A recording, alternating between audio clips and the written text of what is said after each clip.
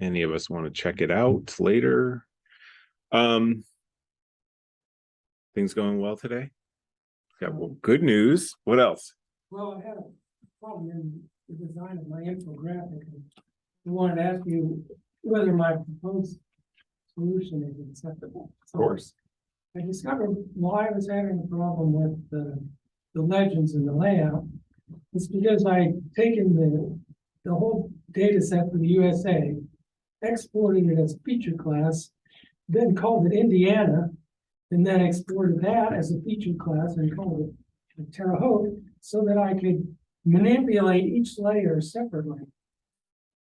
Well, the problem comes in when you export it to your layout, because you've got all three layers there. And they're all called they're all called something different, but they're all the same. Yeah, they're all really the crime statistics for the USA. So, I mean, I can, if I highlight the Indiana, then I can send it to the legend, but it's going to change the other two also. So, my proposed solution is So before you tell me this, so you have essentially three different maps, kind of like this, yeah, but they all have exactly the same legend right, and exactly the same classification scheme. right. I mean, I can change the legend for each layer separately, and get it the way I like it. But then the in ArcGIS in the map, Yeah. I can do that.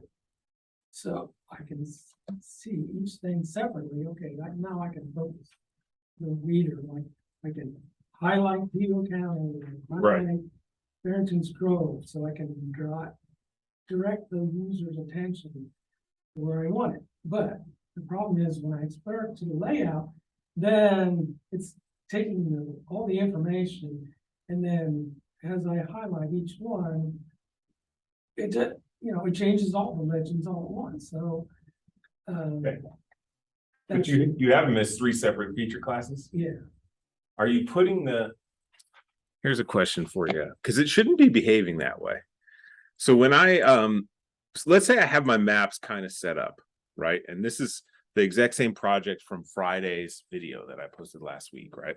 So I have my Farrington's Grove map, which I'm going to do some stuff to line up the streets a little better. In a little bit, I'm going to show you a naughty way to make changes to this. Naughty in the sense that I'm changing my data, but in this context, I think it makes sense because of like this going on, right? The lines don't line up.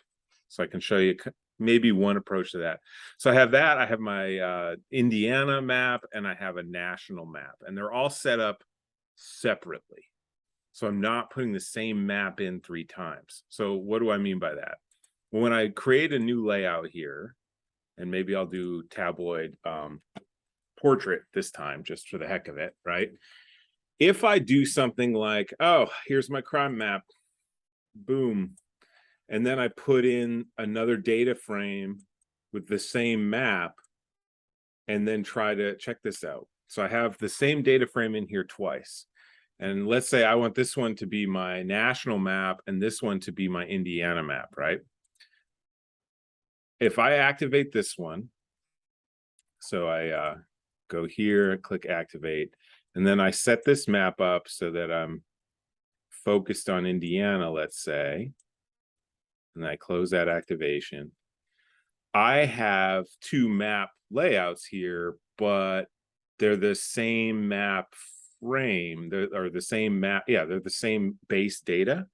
So if I go to the national map here and I change my symbology, it's going to change in both my maps. So I'll just make this a map. I'll just change the color so it's pretty obvious, right?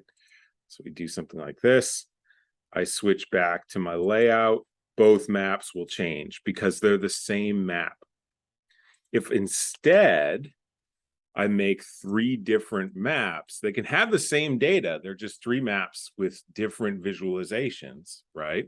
Because this county's crime population and this county's crime population are the same data. They're the same file being read off the disk, but each one of those 2 maps has them displayed in different ways. In my layout here, if I put in that Indiana, West Central Indiana map that I made as my next data item, it will have the legend, right, or the classification scheme of this map, not that map. So remember, I think earlier this semester I said an APRX file, that ArcGIS Pro project file, that is a recipe, right? And so I can give you a recipe to make apple pie. And if you go to the store and get the ingredients and follow my recipe, your apple pie will be similar to the apple pie I make, right? Well, the ingredients in this case are the data layers. Now I'm going to stretch the analogy probably way too far. But at my house, I have like a bin that's full of flour, right? And that bin that's full of flour. It's all the same type of flour. I'm not mixing together, whole wheat flour and almond flour or something, it's just flour. And when I make an apple pie, I use the same flour every time, right? Well, I can use that same flour to make an apple pie and a pumpkin pie, right? And so that the data set that's sitting on the disk can be read into multiple maps, just like the flour in my cabinet can be used to make multiple pies. I want a piece of pie. Right. So I think what maybe is going on is you have the same map being shown 3 times in your layout instead of 3 different maps. Right. And so if you, like I did in that video on Friday, let's say that you want to reproduce this map, but have it focus on Colorado, right? I can take this map, I can take the data in this map and put it into a new one. So I just create a new map. I want to give it a name so that I can find it. I'll call it Colorado, right? And then I go to the national map frame here, and I just go ahead and take all of these data layers, copy them, and drop them off here, paste them in Colorado map. Yeah, okay, it's zoomed into Vigo County, whatever. All I have to do is change my location to Colorado, right? I can even get a little fancy and maybe even rotate it a little bit, because I'm not used to seeing Colorado as it's actually laid out. I tend to see it as a square that's squared up, right? And now I have the same data mapped the same way. This is national. This focuses on Colorado. If I change my data display here, let's say I don't like this purple to yellow classification scheme, I just like purple, right? But maybe I want it to be backwards. So I go ahead and just flip it. So, right, yeah, super purple. Now these 2 data layers these 2 maps have the same data layers in them, but they are completely different. And when I put them on my map layout, go here, I have Colorado, put that there, right? And then I have national, I'm going to put that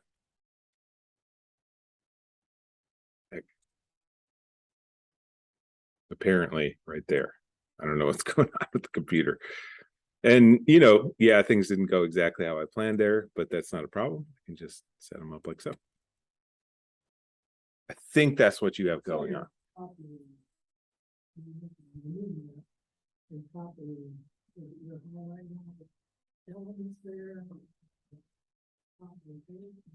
Yep. So I made a new map.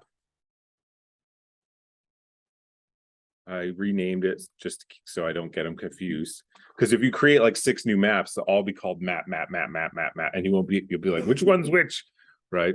So maybe I name it, Maine, and then I take data from some layer or some map that I want to replicate but refocus.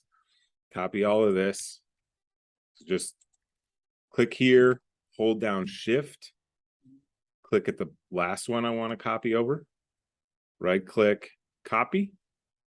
Go over to Maine. Right click on the map title, paste, and then focus on Maine and its insanely high crimes per person. There's nobody in most of Maine, so there's not much crime. Right. So yeah, the approach I was taking was in the same map, but I was creating different layers in the same map, so. So that'll work fine. Well, yeah, that'll work fine in your layer, in your map, but when you move to a layout, you need separate maps for each data frame, or else when you turn a layer off in the map, it'll turn off in all your layout maps. Yeah, that's what. So you're like, oh yeah, I'll just turn off the Vigo County highlighted map and I'll go to the state of Indiana highlighted map or something like that. And then you end up like losing the Vigo County map. Right. Yeah. So I see what that solution is. But I just want to ask about a different solution. So I know, so the problem is within the, not manipulating RGIF in the map itself. The problem is the export to the layout and then manipulating the layout.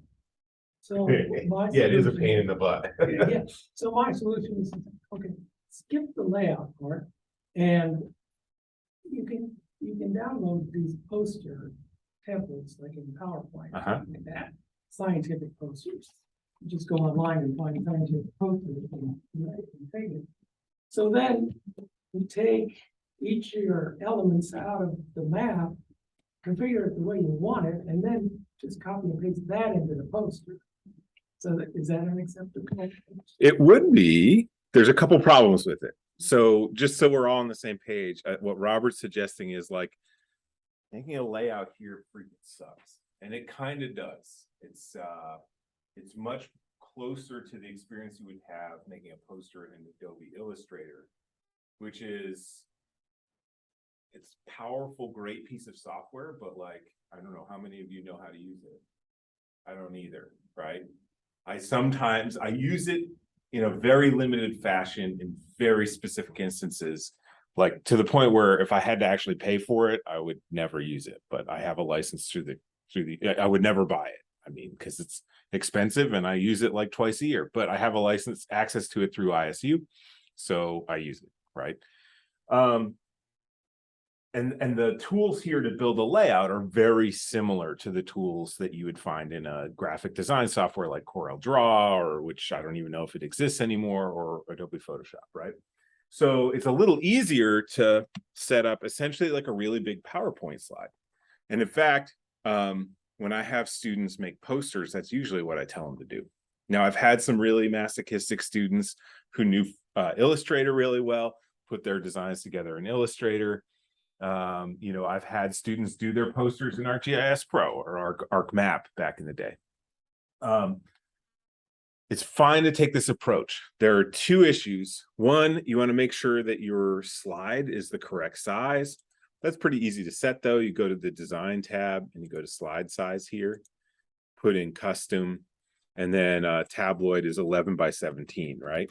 So go ahead and set that up. Now I have it doesn't matter. Now I have my tabloid sized PowerPoint slide. Next, and this is the issue. Let's say that I want to put this map of Indiana in my PowerPoint slide. How do I make a map of this with a legend attached? I know. I bring them over separately. So you do something like this. So I'm going to use the snipping tool. I don't know if you know about this. It's a pretty nifty tool that's built into Windows. If it'll start. Of course. Open. There it is. So I click a new snip here. My screen goes kind of pale, and then I draw a box around what I want to put in my slide, right? I can then copy and then paste it into my layout here. How do I get my legend for this? Well, I could copy and paste it from here. It's not a very good looking legend though, right? I could edit it, make it look a little better, but I'm still kind of in a situation where, I mean, this doesn't look very professional. So if you're making a poster in PowerPoint or an infographic in PowerPoint, what we'd actually have to do to make it look better would be to insert a new layout of some size, right? Then go ahead and bring over my Indiana map,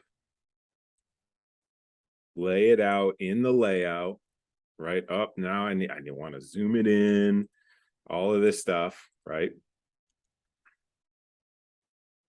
Sort of, oh man, too far up, not far enough. Fix, zoom in, you know, mess around, finally get it to basically how we want it.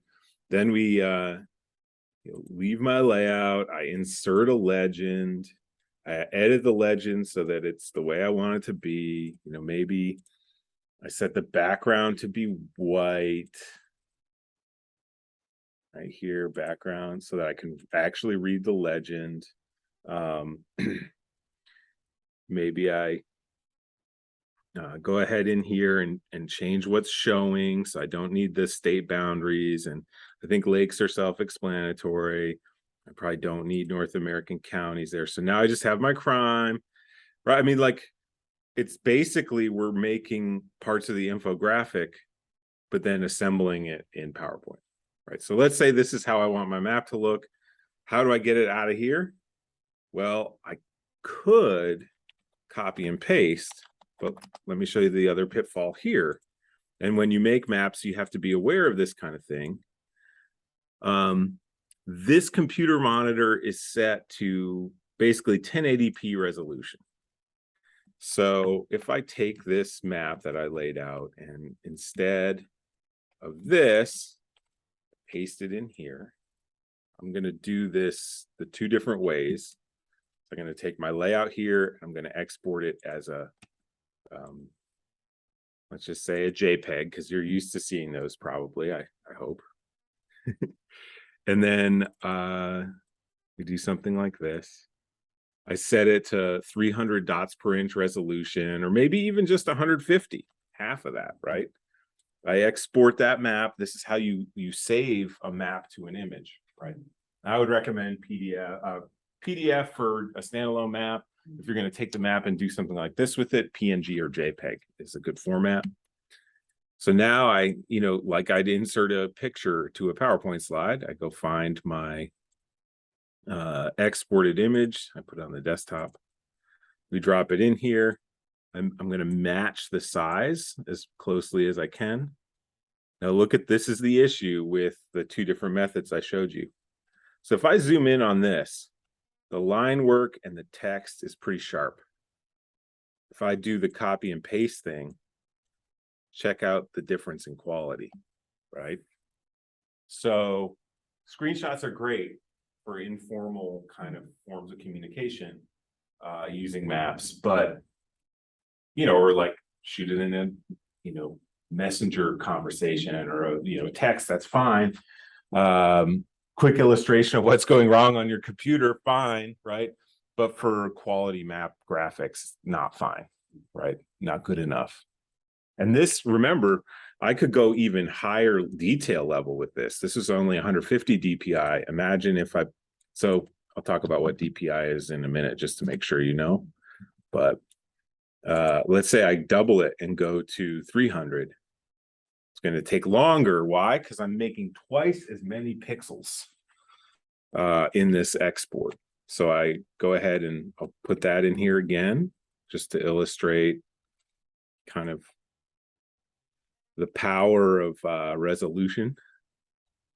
Right, I'll make them about the same so that we can do a kind of apples to apples comparison. Check out the difference here. So I'm at 300% zoom, right? The line work starts to get some artifacts. I'm at 400% zoom now, right? This is the 150 dots per inch, right? Not too bad, but it's getting a little fuzzy on the edges compared to 300 dots per inch, right? There is a noticeable quality difference. Probably not the end of the world for a screen, right?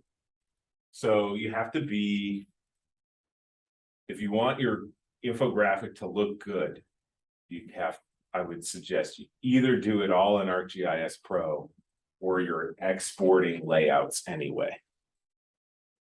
Yeah, and obviously, like, creating three different layouts, Yeah, putting those in. you can absolutely assemble the infographic in PowerPoint. I'm not gonna, I wouldn't penalize you for that. Keep in mind that when you save PowerPoint slides as a JPEG, so let's say I try to do that. So I save as type down here and I go to say JPEG. I don't have an ability to say what resolution I want to save this at. So when I save it, there's only one slide. And then we go look at the actual resolution of the slide itself. Here in the details, it's at 96 DPI.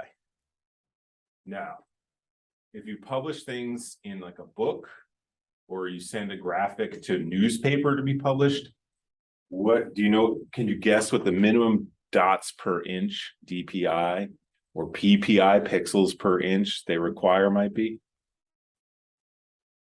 Almost always a minimum of 300 DPI or PPI, right?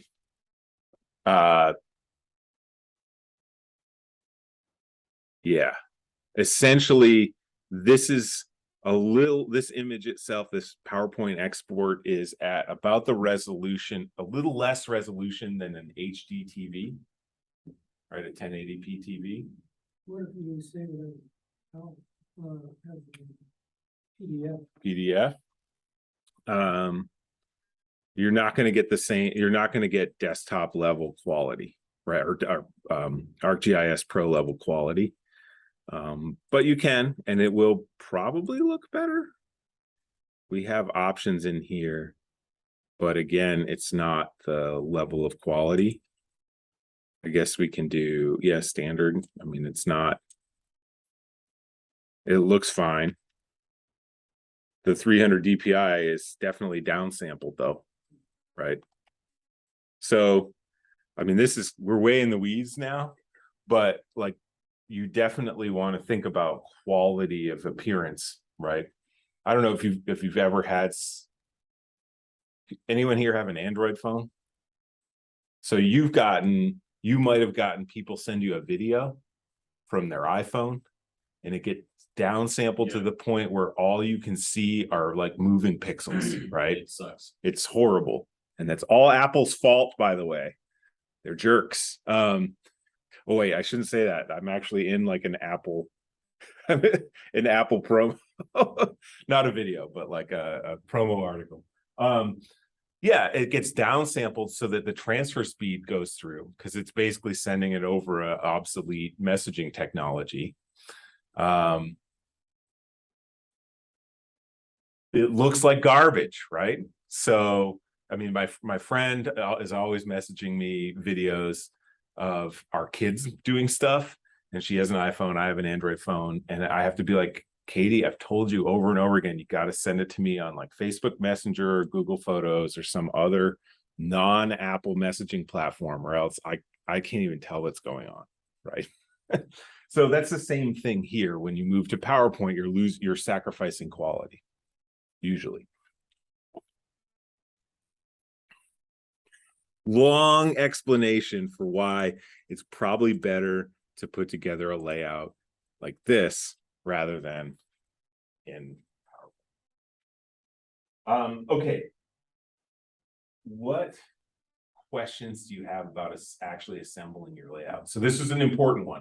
It's better to have multiple map frames than one map or multiple maps that you put in as different map frames in your layout than one map that you put in multiple times, because you can adjust each one of those individual maps to have a layout that's stable like this. Now, I told you I was going to show you how to cheat the data a little bit, and you shouldn't do this as a regular practice, but this is a cartography class, not a GIS analysis class, right? So what I'm about to do is actually going to modify the data so they look better. I'm going to modify the location data of the Farrington's Grove crime blocks so they line up with the street file that I have. This isn't something you should do just willy-nilly, because I'm actually changing the location of the block groups in Farrington's Grove to make my map look a little bit better, right? But you can do this. So I'm going to switch to the local map here that I have up at the top. Farrington's Grove map. And in my contents pane, I'm going to turn off all of these layers. So I have only my Farrington's Grove data layer showing. I'm going to turn back on my Vigo County roads so that I can try to line it up a little bit. And then I'm going to go into this pencil icon here. So we haven't really talked about this in this class, but the contents pane has multiple view types, and we can actually constrain or direct the program, the software, to work on some layers and not others using these tools. So what I'm going to do is shift my Farrington's Grove blocks over a little bit manually. So, but I don't want to do that to the roads, so, or any of the other layers. So I'm going to turn off all of these other layers so they're unchecked in this edit list by editing, right? And so now when I go to the edit tab here and I modify these features, right? In fact, I can select all of these features to modify, like so, right? And I click modify and then move. I'm not going to, when I click and drag this around, I am not going to move the roads. And so I'm just going to move this over just a little bit. Like so. Click away and it'll move. So now there's a little bit better alignment between the roads and my features. If I really wanted to get fancy with this and make it look even better, I think this is a waste of time for your assignment, by the way, but I want to show you how this would work. I'm still in editing. I selected one of the boundary polygons here. Maybe I want it to line up with the actual block boundaries. So I'm just going to reshape this, or actually I'm going to go to edit vertices, and then I can drag this over so that it snaps to these roads that already exist here. But what that does is it does create gaps in my polygons. So then I'm going to have to fix this one, right? And maybe move that over. And then, I have a gap here. So now I need to fix that, right? So when you start getting into this is why I think I say it'd probably be a waste of time for this assignment.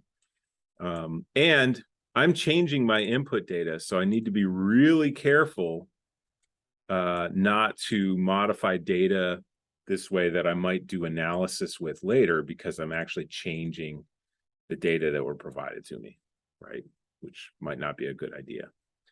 But we could eventually build this so that the line work actually was perfect, right? I'm not saying you should do that, but I want you to be aware that that work is possible to do. Anyway, so I wanted to show you that. The other thing I wanted to talk to you about is lining things up, alignments in layouts. I gave feedback on your mask or on your sketches this morning. If you submitted one for your layout for your crime infographic assignment. And in a couple of them, I said, hey, you have a lot of map elements on there. Just be aware of alignment. What do I mean by that? Well, if we zoom into my example infographic here, let's say that I have my maps, they're here. I kind of have a situation like this where notice how these two maps, the Indiana and the national crime map, don't line up here. And at a broader scale, it's not super noticeable, but it's sloppy. You want anything that's geometrical on your layout should align with something else. And in fact, even non-geometrical things, it's more visibly pleasing to have them line up or end in a similar location, right? It's all about like the fine details in these kind of layouts. So how do I make sure that these two maps are lined up in the horizontal, in the vertical here? Well, if I'm lucky, ArcGIS Pro recognizes that this, see the dash blue lines. I have my left mouse button click down on this. See the dash blue lines? I can't really, that change as I move around. Those are helping me line things up with other visual elements on the page. But notice, like, the text block has an edge there, but there's something else, probably the title, right, that it's lining me up against here. And then I could go over even more, and now I have some alignment center to center, right? So maybe I say, oh, that's good. Maybe I line up, so see how the blue line is going through the center there, and it's lined up all the way across. Great. So I make sure I'm lined up to the edge of the text box. I'm lined up to the center. Uh-oh. Okay, at the top there, that looks not bad. Whoop. But down here at the bottom, I don't know. There, now they're lined up, right? There's a lot of guesswork here. The other thing that we can do is actually put in a guide. So maybe we know at 6 inches from the bottom of the page, we want to snap everything to it. So we can add in a guide, which is a permanent one of those blue lines, right? I think Adam's having some like PTSD flashbacks from ArcMap layouts because they had guides too, right? We go ahead and bump all of our maps up to that guide, right? And we can have horizontal guides, we can have vertical guides, and you can actually add a guide anywhere by just, well, you used to be able to by double clicking, but apparently not, right? And we can move guides around like so. It could be helpful to set up a grid of guides in your layout so that you're aligning everything to the same location, right? The same guides work for they work for text boxes and other elements too. So if I add a guide here at a 1/2 inch, I want to butt everything up to that 1/2 inch. I can do that, right? Like so. Even my text boxes bump out. I can even bump out embedded images, right? This is just a screen grab from that compares Vigo County violent crime to Indiana violent crime. Hate to say this, but I often have students who say, how do you live in Indianapolis? Like there's a murder there like 3 times a week. I'm like, yep. Where I live, 3.5 violent crimes per, what is this? Per 1,000 residents. People in Vigo County live, 14.5.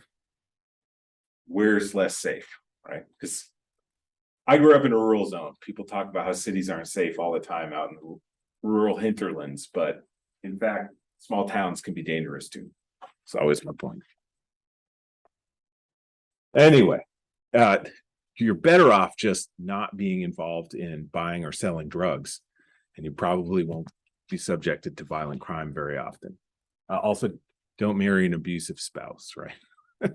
Okay. Alignment is a big deal. It can turn misalignment of visual items can turn a good infographic or poster into a garbage looking poster. The content might be fine, right? The subject material might be fine. The ideas might be great, but it looks sloppy and unprofessional if you don't have aligned graphics, right? So it is worth spending the time, and it is sometimes very frustrating. So just kind of an example of this. Let's see if I can find one. So here we have 2 different map frames, right? And I'm going to put them right next to each other so that we can look at the edges. You can drive yourself a little bit crazy, a little bit off kilter if you start saying, I don't know, guides are your friend in this context, or relying on resizing and the blue lines that pop up just to let you know, right, that you're in the right spot. Because it's very easy to make a bunch of these that don't quite line up, and then you spend more of your time aligning data frames than actually making maps. All right, what visual things do you want to do that you might not know how to? Or do you have any other questions about the map infographics? How do you make it about to like cluster around certain areas? Oh, yeah. So like dot mapping, right? And you want to cluster dot mapping around certain spots. And like population. Yeah. Let me go ahead. I'm going to start up a different ArcGIS Pro instance here, and we'll grab some data to map this with. So I'm just going to keep it with Indiana. And so I'm going to get 2 pieces of info from the indianamap.org. I'm going to get census data at the level of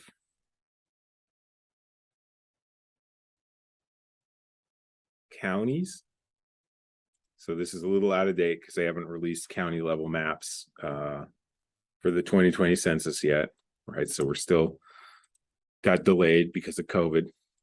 I'm going to extract all of this from the zip file.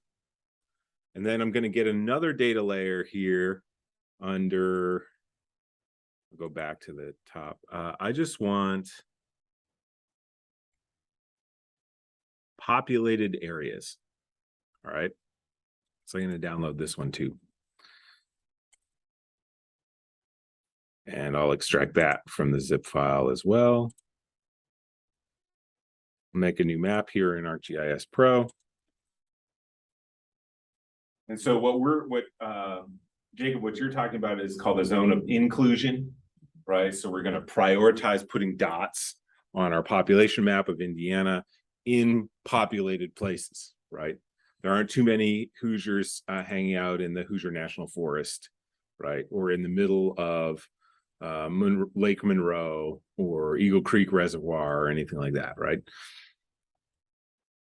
At least not permanently. So I'll add my data in here. Here's my county's data. Here's my populated places data. And I have my populated places data on top of my county data. I'm going to turn off populated places though. I'm going to right click on my county data and go to symbology. I'm going to change this to a dot map, dot density map. And my field here, I'm going to use population 2000.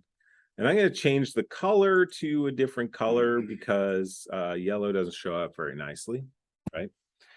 And maybe, I don't know, what do you think? 1 dot equals 4. Well, let's see. What should 1 dot equal? Right now it's 2,000 people. Let's get a lot of dots. So we'll make 1 dot equals 1,000 people. 1 dot equals 2,000,001,000. What's going on here? Oh,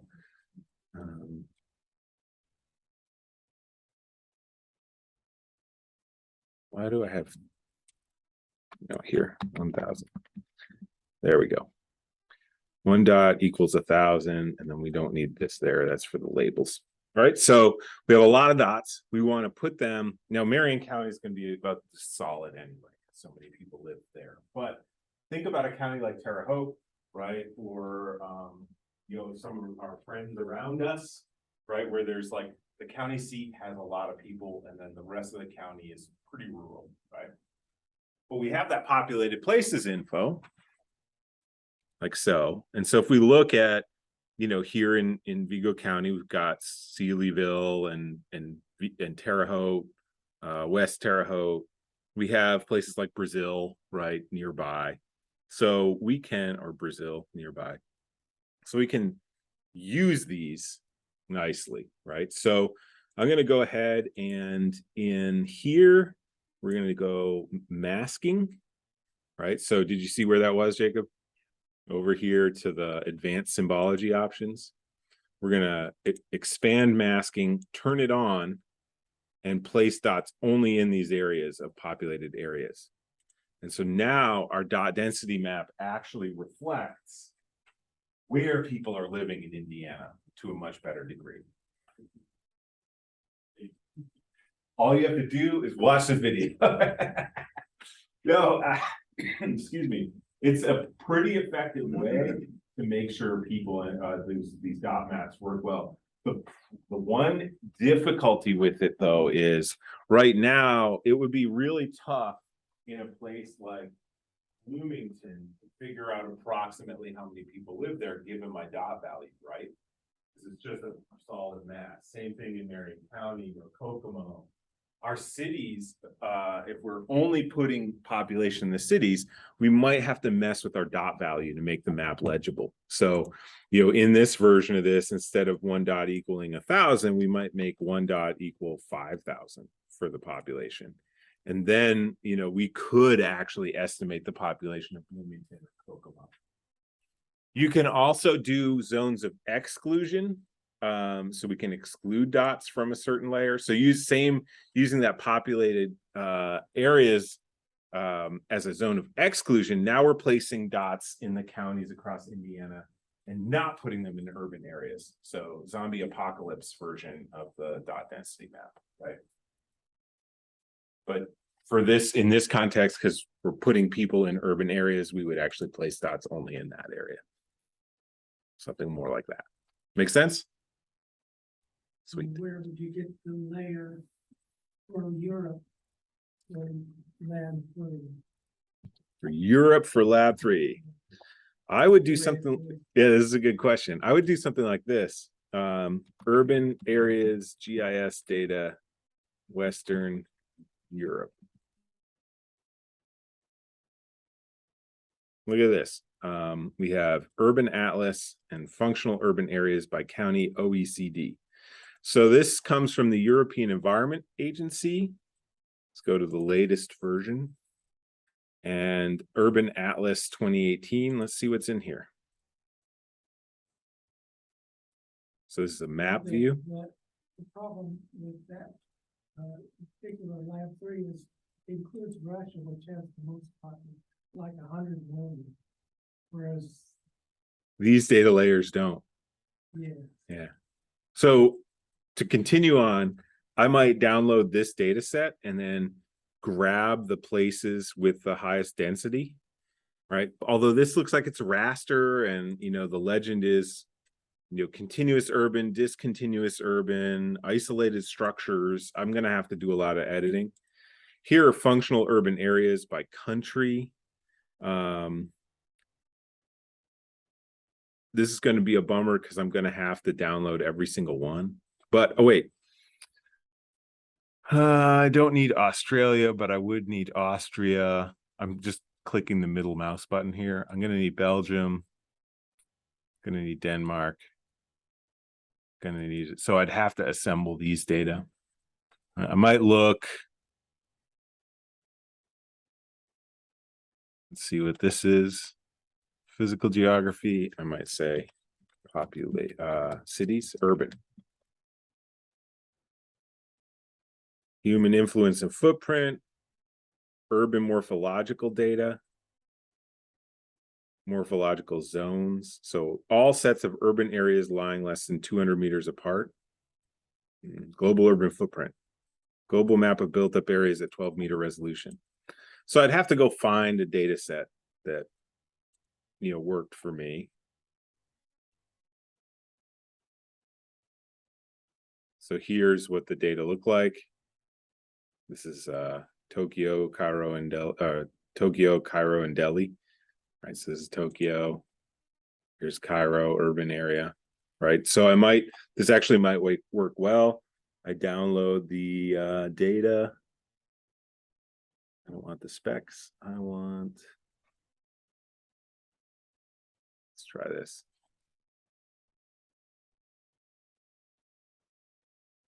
Here's all of Western Europe here, right?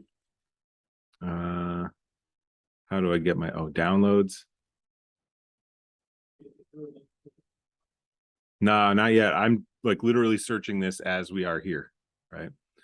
Let's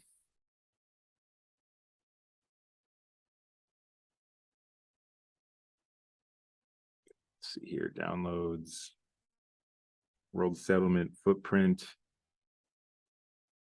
Just want to make sure I'm downloading the right one. Looks like it. if I get these data processed, I'll just I'll put them up on Canvas for you. But these are individual tiles. It's going to be pretty intense, right? I have to download all of these ones. So probably not a great data source for my purposes. See what this global settlement data set is.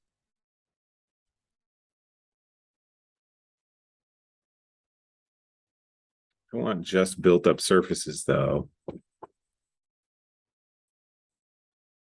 see.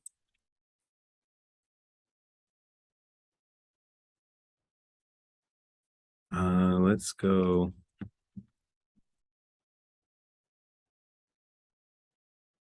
World urban areas. As shaded polygons. Let's see. World urban areas polygon layer. Let me see if I can find this.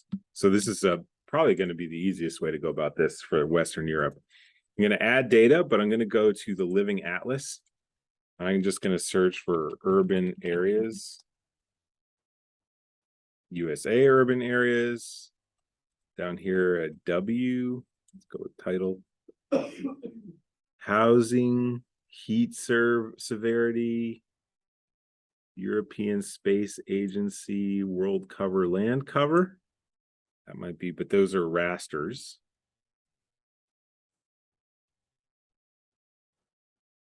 Built up areas, boundaries. See what this looks like.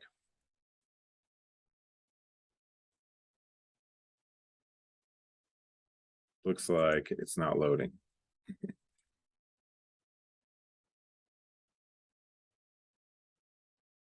Nope.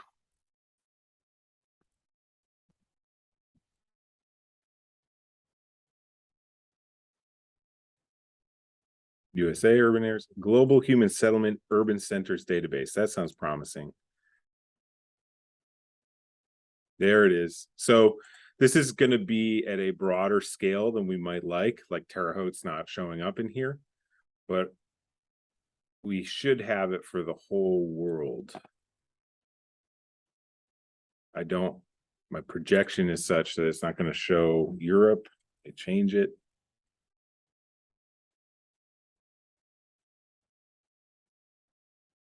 And then let's let it load.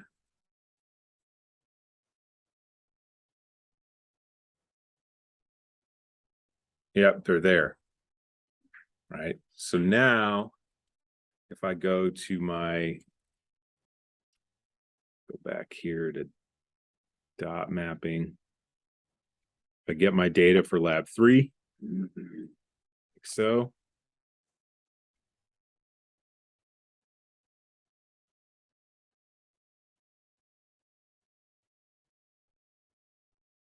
Add that in here. So I just got that Living Atlas. I clicked on Living Atlas under portal and I typed in, what was it, global urban. And then it's global human settlement urban centers database, right? But now I can put in my data that I downloaded for lab 3. I got my, we'll just put the national units data in here. Notice my urban areas are there. Now you might notice if I zoom out, they might disappear. That's because they're set to just not display at certain scales. That's okay, because we should, I haven't pre-tested this, so cross my fingers. We should be able to then use that as a masking feature and place dots only in those urban areas. And if we turn off, we end up having population map out just in urban centers in Western Europe, accomplishing Jacob's goal. So all you have to do is you take whatever you got going on for lab 3, you got your dot map, add the global urban centers data set from the Living Atlas, and you can not even have to go download a data layer because it'll stream online. And actually any place where you have this population data, it's going to put population only in those urban centers, right? Now, our background data, this national units data, ends at the Ural Mountains, so it's not going to place Russian population over in, you know, west or eastern Russia, Siberia, right? The kind of Asian parts of Russia. There's no link to put up. Yeah, there's no link to put up. You have to follow these steps. Add data. Living Atlas. Search global urban and add in global human settlement urban centers. And you should be able to filter, use masking to put dots only in that place. You got 1 minute. Questions? Something you want to know how to do? No? All right, so keep in mind, Friday at 7 a.m., the exam becomes open. It covers all the material since the last exam. Mostly readings and there's no hands-on component to it. So it's going to be readings, and really it's about proportional symbol mapping, graduated symbol mapping, dot mapping, and asymmetric isopleth mapping, right? So there'll be questions about those map types and when you would use them, and, you know, things like zones of inclusion and exclusion that you have to complete it by Saturday at midnight. But you should be able to finish it by 10 a.m. on Friday morning. Right? It should only take you 50 minutes, 50 minutes, right? Okay, I'll see you here on Monday. If you have any issues, let me know. All right. Sweet. Try to stay dry today.